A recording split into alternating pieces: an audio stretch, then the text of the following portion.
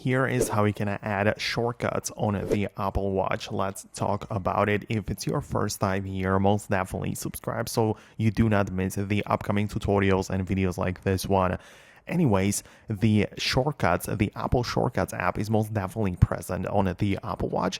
You can get inside, but the point is that when you get in here, you see that we can browse and run shortcuts, but we don't have the ability to add new ones.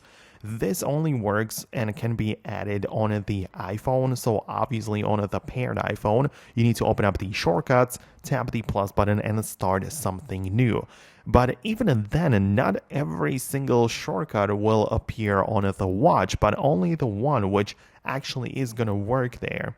So you have to come up with a shortcut which is going to be functional on the watch and it's actually going to make sense there, because otherwise it doesn't even appear there. So it's kind of interesting, right? You don't really see right away if it's going to work on the watch. But yeah, as you can tell, in my case, I have much more shortcuts on the iPhone, but not all of them appear on the watch. So it's kind of like, you have to know or at least give it a try to see if it appears on the watch. But there are shortcuts like ChatGPT one on the watch which I can add, right? And some of the other ones which are quite useful, but yeah, it only can be created from scratch on the iPhone and then it will be synced over to the watch. So that's how it works. Let me know what you think. Subscribe for more tutorials and videos like this one, and I hope to see you later in the next videos as well.